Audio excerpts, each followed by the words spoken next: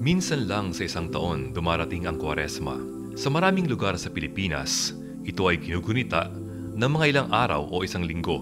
Subalit, sa matandang bayan ng Morong na nasa lalawigan ng Rizal, halos 40 araw na hitik ng mga kaganapan itong ginugunita, katulad marahil noong mga unang panahon. Samahan ninyo ako sa pagbisita sa isa sa mga pamayanan sa Pilipinas na nagtataglay pa rin ng ganda at karisma ng mga pamana ng mga lumipas na mga taon. Ang Morong Rizal.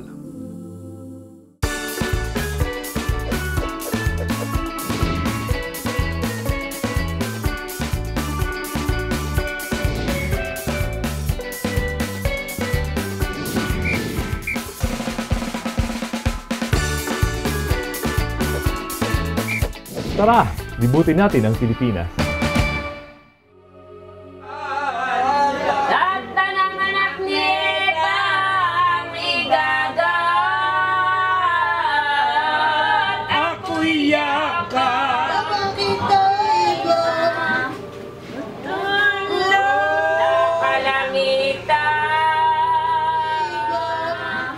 Tunay namang tumitingkad ang ganda ng isang bayan dahil sa kanyang mayamang kasaysayan at makulay na kulturang nakikita sa sining, paniniwala at tradisyon.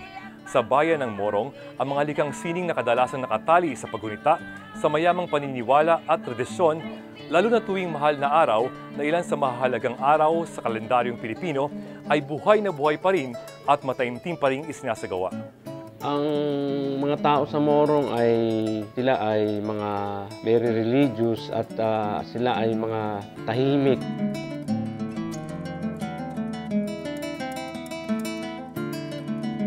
Sa dakong silangan ng Maynila, matatagpuan ang bayan ng Morong. Ito ang lumang kabisera ng malawak na dating lalawigan ng Rizal na noong araw ay tinawag ding Morong. At kahit malapit lamang sa kamay nilaan, simple ang pamumuhay sa bayang ito. Marami sa kanila ay mga nagtatrabaho o nagnenegosyo sa loob at sa labas ng bayan. Ang iba ay mga magbubukid at mangingisda naman. Luwalhati sa Ama, sa Anak at sa Espiritu Santo. Sa unang-una ay nagpakailanman magpasawalang hanggan siya ng Jesus. At tuwing panahon ng Kwaresma, tila may kakaibang kuryente o enerhidad ang pumapasok sa katauhan ng bayan. Sa loob ng mga linggo o mga araw bago ang Semana Santa o mga santong araw, maraming matatandang tradisyon ang hanggang sa kasalukuyan ay isinasagawa pa rin ng mga mamamayan sa matandang bayang ito.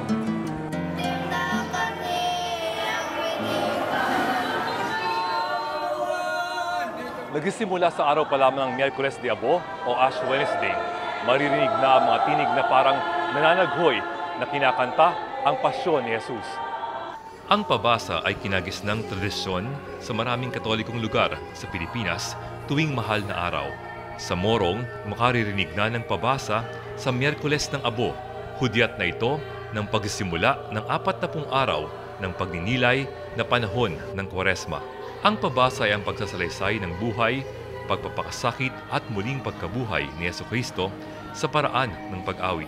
Maliban sa mga pabasa sa mga bahay-bahay, ang grupo ng rekamadero o mga may-ari ng mga imaheng isinasama sa prosesyon ng mahal na araw ay nagsasagawa ng isang malaking pabasang bayan tuwing Sabado bago ang palaspas. Dito, pinagsasama-sama ang mga imahen at bumubuo ng tablo o diorama hango sa mga aral at himala at pasyon ni Kristo ayon sa Biblia.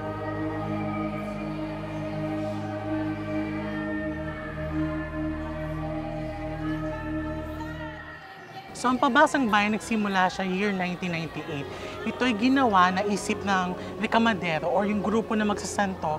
Kakaiba ang tunog ng pabasa ng Morong at lalo na yung mga karatig bayan dito sa Rizal. Dahil kung mapapansin nyo, talagang parang umiiyak sila yung tono ng pabasa ng Morong. There are 4 different sounds of pabasa. Meron yung normal, merong tunog pag may birhen, yung paglilibing, or yung nagagalak na mamamit. Usually, ang mga nagiging part ng Pabasang Bayan talaga is tiga-Morong para ma-preserve ang culture at tradition nito.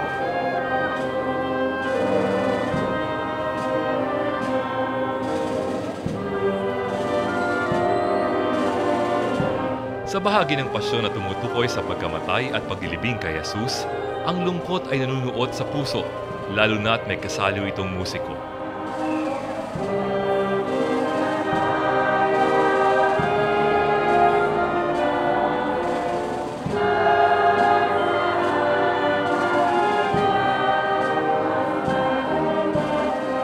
Domingo de Ramos o Linggo ng Palaspas. Buhay na buhay ang matandang gawain ng paglalatag ng tapis para tungtungan ng paring kumakatawan kay Kristo. Lunes at Martes Santo ng gabi, ginaganap ang pananapatan ng mga matatandang kasapi ng Cofrade de San Francisco. Ang mga matatanda ay tumatapat sa bahay ng mga may-ari ng imahen o rekamadero. Dito, pakantang sinasambit ang kwento ng buhay at mga naging tungkulin ng santong tinatapatan sa pasyon o pagpapakasakit ni Jesucristo.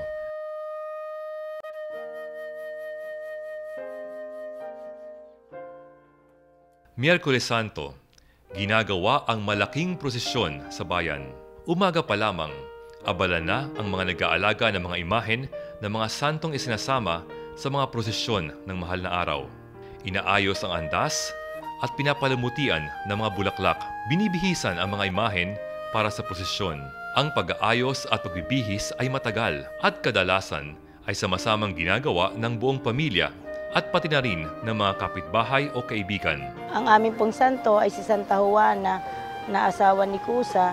Ang aming pong santo ay gawa sa Laguna, sa Paite.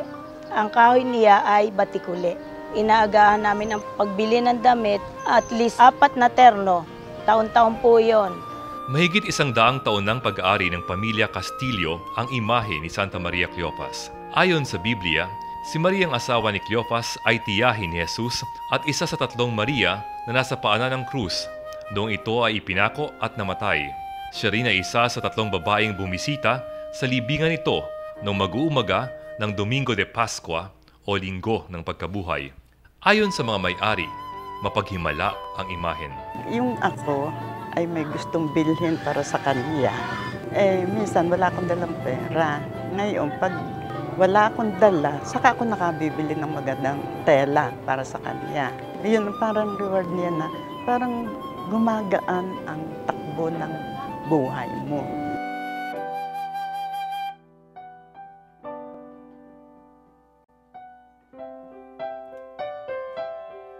Si Kapasing ay ilang dekada nang tumatahi ng mga damit ng mga santong ipinuprosesyon kung mahal na araw. Siya ang tumatahi ng mga damit ni Santa Maria Cleofas at ng Santo Entierro. Hindi siya nagpapabayad sa pananahi para sa ilang mga imahen. Gustong-gusto kong mananahinan sa mga santo. Kasi parang pag ako'y nanahinan sa mga santo, parang sila ang naitatahi ko roon sa taas. Parang ako'y tinutulungan niya, ganoon.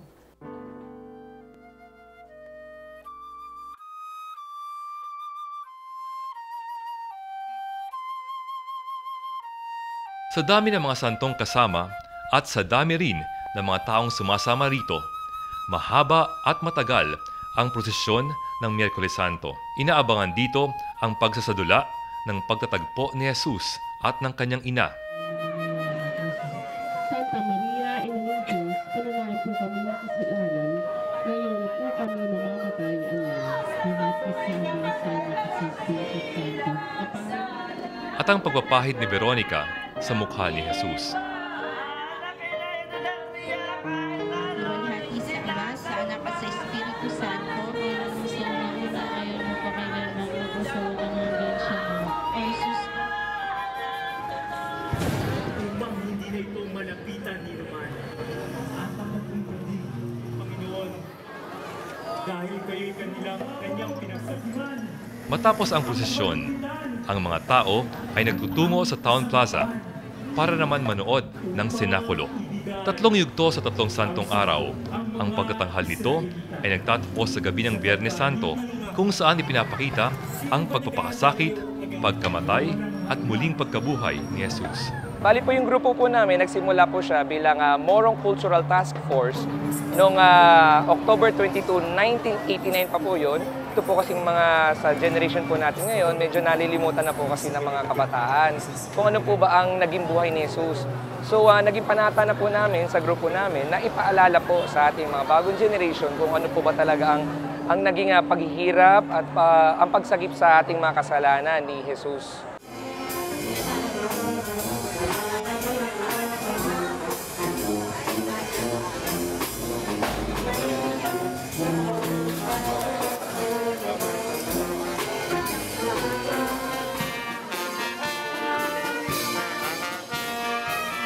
Sa tuwing Huwebes Santo sa buong Pilipinas o maging sa buong mundo, sa bayan ng Morong lamang isinasagawa ang kordero. Ano nga ba ito at ang kahulugan nito sa bawat isang Moronggenyo, sa ermana at ermano at sa komunidad? Ang kordero ay pagdiriwang ng huling hapunan na ang sinisimbolo ay paghahain ng kordero na hugis tupa tuwing Huwebes Santo. Kasi yun ang pista ng Pasko. Rito sa Morong, naghahanda ng hugis tupa, tapos sinesiyep, nilalagay sa mga lagayan. Lahat ng mga dumalo sa misa ay binibigyan ng agape, ang tawag rito, pagdating ng salo-salo. 2 araw po bago yung Miyerkules Santo ay meron na po kaming preparations. Ang ating pong ermano ay nagpiprepare na po ng mga kailangan na pinag-usapan na po nung chief cook at saka po ng ermano. Ang pinakang ingredients nito ay patatas, malapot na gatas at ng malabnaw na gatas, pula ng itlog, meron din pong asukal at ito po ay pinagsasama-sama pagkatapos po ay tsaka po natin iluluto sa isang malaking talyasi. Kaya po ako sumasali rito ay tradisyon po rito sa Morong at saka harap panata ko na rin po.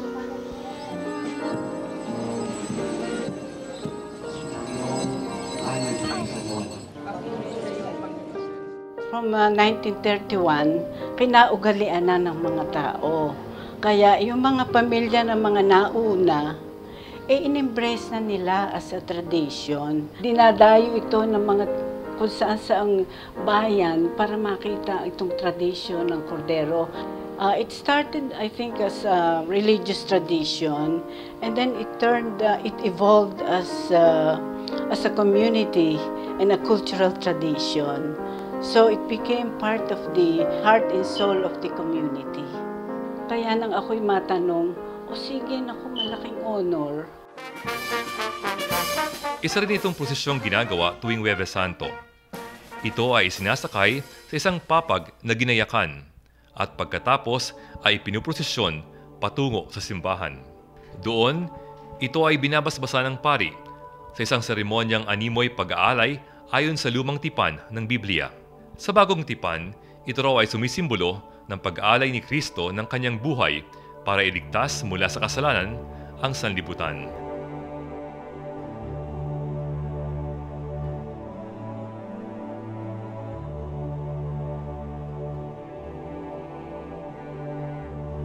Noong araw, kilalang-kilala ang Morong sa sining ng pagkakayas ng kawayan o pagyayasiyas na ginagawang dekorasyon kung may mga pagtitipon o selebrasyon, katulad ng kordero. Marami ang nilulutong kordero para mabigyan ang lahat ng mga taong dumadalo sa misa at para maiuwi rin nila sa kanilang mga kamag-anak at kapitbahay. Pinaniniwalaan na ang pagkain ng binasbasang kordero ay nakagagaling sa may sakit. Matapos ang misa, ang lahat ng mga tao ay pinapakain ng ermano at ermana. Biyernes Santo, bago pa man sumikat ang araw, ay niluluto na sa bahay ng Pamilya Resurreksyon na siyang tagapag-alaga ng Santo Entierro o ng imahe ng amba, ang alok. Ito ay mainit na inuming tsokolate na may kasamang peanut butter. Dahil sa maraming tao ang pumipila para makatikim o makainom ng alok, kawa-kawa o kasing dami ng laman ng ilang drum ang niluluto nila. Katulad ng kordero, ang alok ay pinaniniwalaang nakapagpapagaling din ng karamdaman. Ay pagkaroon nakainom ng alok, ay gumagaling. Parang magaan ang katawan mo kung nakainom ka ng alok. Mahirap ang pamumuhay! Ang paglakad mo'y tuliyan! Bakit? Bagay walang kutiman, dunong ng pinag-aralan, kundi pamalingan. Magandang katwiran! Sa Morong, may mga grupo ng kabataan na nagpipinitensya. Ang mga kabataang lalaki ng Kanyugan ay umiikot sa kabayanan na naka-costume at nagsasadula ng mga bahagi ng paghahatol at pagpapasan ng krus ni Jesus. Sa barangay May Bangkal naman, Maliban sa paglilibot pasa ng krus, may dula ring isinasagawa na nauuwi sa pagpapako sa krus sa katanghaliang tapat at kainitan ng araw. At sa pagsapit ng alas 3 ng hapon, kasama sa akto ang pagpapakita ng pagkamatay ni Kristo.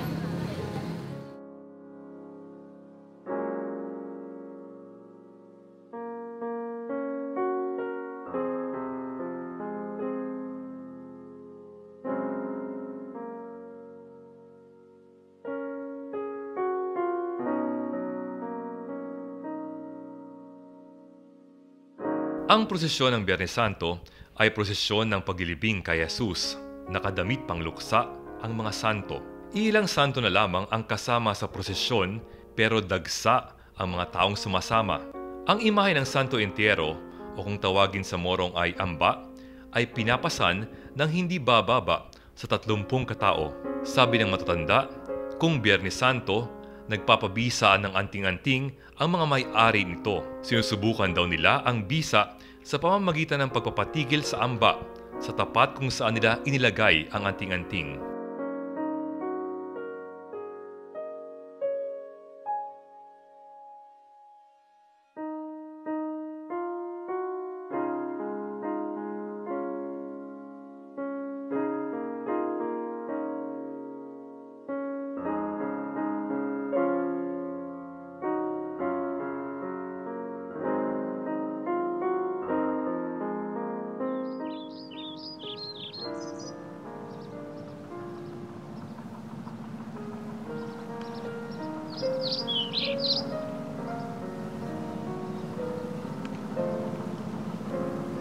Tahimik ang Sabado de Gloria sa buong bayan, malungkot.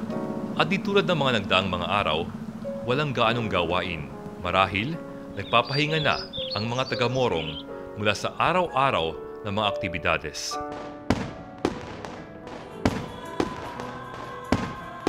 Subalit pagsapit ng hating gabi at matapos ang misa ng pagkabuhay, ginagawa ang salubong o prosesyon ng muling pagkabuhay at pagkikita ni Kristo at ng kanyang ina at ilang mga babaeng tagasunod niya.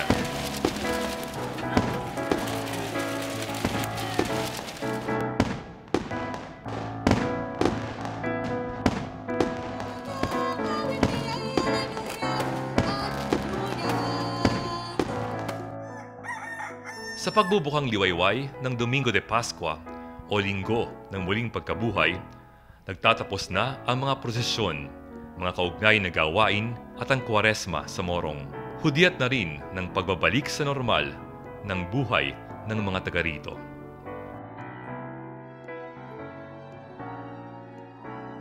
Ang isang tunay na may pagmamalaki ng Morong ay ang mayaman nitong kulturang nagmula pa sa lumang panahon at kasalukuyan pa ring inoobserba at pinagyayaman. Makulay at nararamdaman ang kanyang paggunita sa Kwaresma dahil marahil sa malalim na pakahulugan sa bawat gawain o paraan ng paggunita dito. Sa bayan ng Morong, ang mga likhang sining na kadalasang nakatali sa paggunita sa mayamang paniniwala at tradisyon, lalo na tuwing mahal na araw na ilan sa mahalagang araw sa kalendaryong Pilipino ay buhay na buhay pa rin at mataimtim pa rin isinasagawa.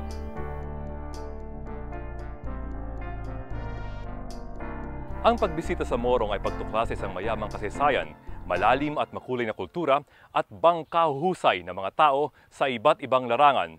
Ako po si Edric Calma, ipinagmamalaki ko ang aking pagka-Pilipino at nagsasabing it's more fun in Morong Rizal, more fun in the Philippines.